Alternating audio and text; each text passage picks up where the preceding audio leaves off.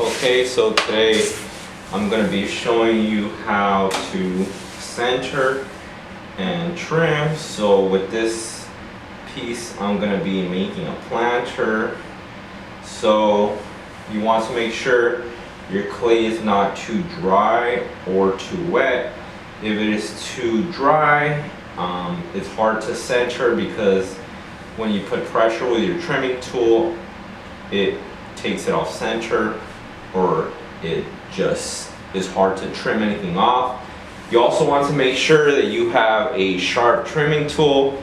If your trimming tool is too dull, then again you're gonna have a hard time trimming because it's kind of like trying to cut food with a dull knife. So what I try to do first is I'll take my piece and then I use the concentric circles on the wheel head to try to get it as close to center as possible. I'll use a needle tool. I'll usually hold with my left hand. I'll hold the piece with my left hand and I always try to use both hands. So I'll kind of creep up. I'll use my thumb, creep up. And then so what's happening here is the needle tool is telling me where the piece is on the wheel. So here it's telling me that it's off to the center and it's more towards this way. So then what I'm going to do is I'm going to push it the opposite way. So I take the line from where it starts to where it ends, and then I go to the middle of it and then I push it towards the opposite side of that, and then I keep doing that. If your piece is not centered, then you're gonna have to pick a center of spot of that wherever you're gonna kind of choose, because if there's more than one center, then you're gonna have to do that. So that was our goal, for the tool to go all the way around and make a line that goes around the whole piece. Then what I'm gonna do is I'm gonna hold the top of the piece. I'm gonna take some clay, preferably the same type of clay so it doesn't stain it. And then what I like to do is to put the pressure kind of on the outside of the clay, but you still want it to press up against that bottom piece. Also, if your clay is too wet when you're trying to trim and you do this, your lip might deform. So I'll usually do an anchor here. These are called anchors. So anchor here, anchor on the opposite side, and then I kind of make like a cross. So I'll anchor all four sides.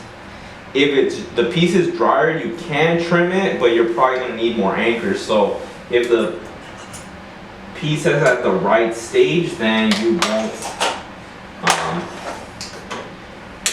won't need as many anchors. So the tools I recommend are Dolan tools. They're kind of not as expensive as, they're not too expensive, but they're still pretty good. So what I'm going to do is I'm going to start by holding my tool on my right hand with my index finger, leaving a small loop area, and then my thumb here. And I'm going to start on this edge. Whenever I hold my tool, I'm going to keep my thumb on this hand, and it gives me a better place to hold. So right now I'm working on this edge, and then I start working on making the foot. So I like to make kind of taller feet. So I like to leave a good amount of clay at the bottom of my piece so I can make these types of feet. Also, you want to keep checking how much clay you have. So what I like to do is tap, and then depending on how like deep the tapping sounds, if I can't hear anything, that means there's a lot of clay. If I hear like almost like a drum, that means that I'm getting pretty close. So depending on what tool you have, you're going to be able to make the type of foot. So this one I'm making kind of like a maybe more angled, but sometimes I'll just use this tool to take some of the clay off, but I'll use one that has a rounder end to kind of make a more curved type foot. And what you want to make sure is you want to make sure you hold the tool there with the pressure, but you don't want to keep moving alongside. Here I'm trying to take more clay off, but here I'm going to start to take off some of the excess clay. So I want to go in. All right, that's the right amount of pressure. And I like to count, so 1, 2, 3, 4. So what the counting is doing is making sure that each pretty much piece of the clay is getting at least a whole revolution of trimming. So as the piece is spinning, I'm holding the trim tool there at least one revolution. If you want more like deeper areas, then you have to hold it there for longer. So let's say here I want this to be more like round shaped. So I'm gonna go here and I'm gonna hold it here longer. All right, make sure you take off this. This part is also important because sometimes what happens here is if you keep this sharp and you go to vis fire it, then glaze fire it, sometimes if it bumps against something, it'll break. So you want to kind of round this part out that's gonna be sitting on something. So, all right. So this one I'm just taking off some excess clay. All right, so now I'm gonna make some little notches on it. I like making it with this tool.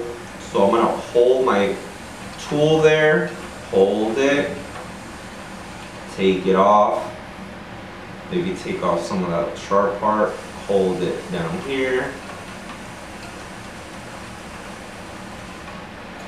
take it off, hold it down here, take it off. All right, perfect. So now I'm gonna do the foot.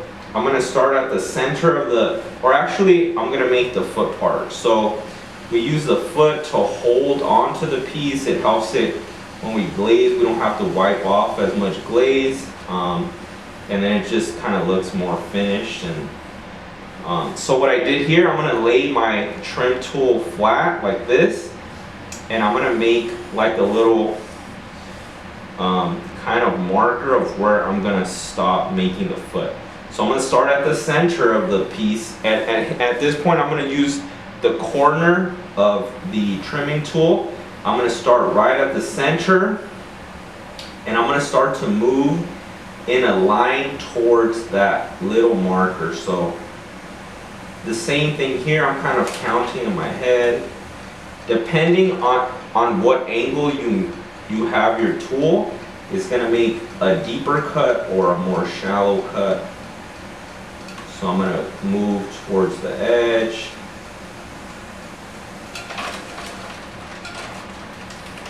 So this is also gonna be a planter. So here you see there's like a bunch of concentric circles. If you notice there's a bunch of spirals everywhere, that probably means you're moving too fast. So unless that's what you're going for, try to keep each like area you're trimming at the kind of the same speed, and it's gonna make it more even. So here what I'm gonna do is make the hole for my planter. So I'm gonna hold it in that spot and then start to go straight up and down. So here I already cut through. I'm gonna maybe make it a little bit more open. I like to make this hole pretty early so I know how much clay I'm working with and how deep I can make that section.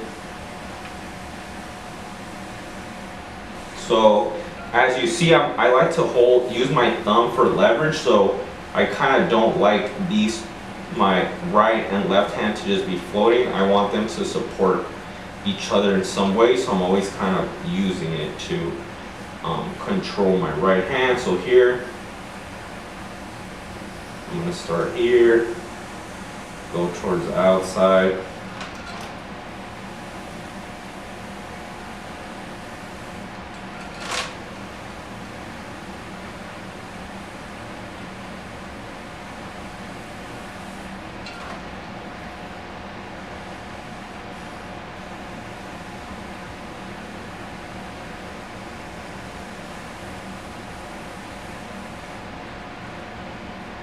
So if the piece was too wet, all these little pieces that are coming off would be sticking to the piece.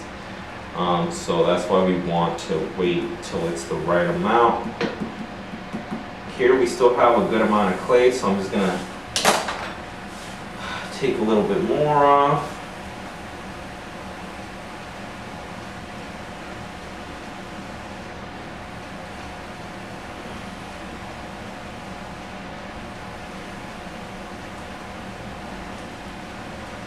So you also want to make sure whatever section you're trimming, you're doing it all the way. If you start to stop in certain places, then it's gonna leave larger areas and smaller areas. So unless that's your intention, then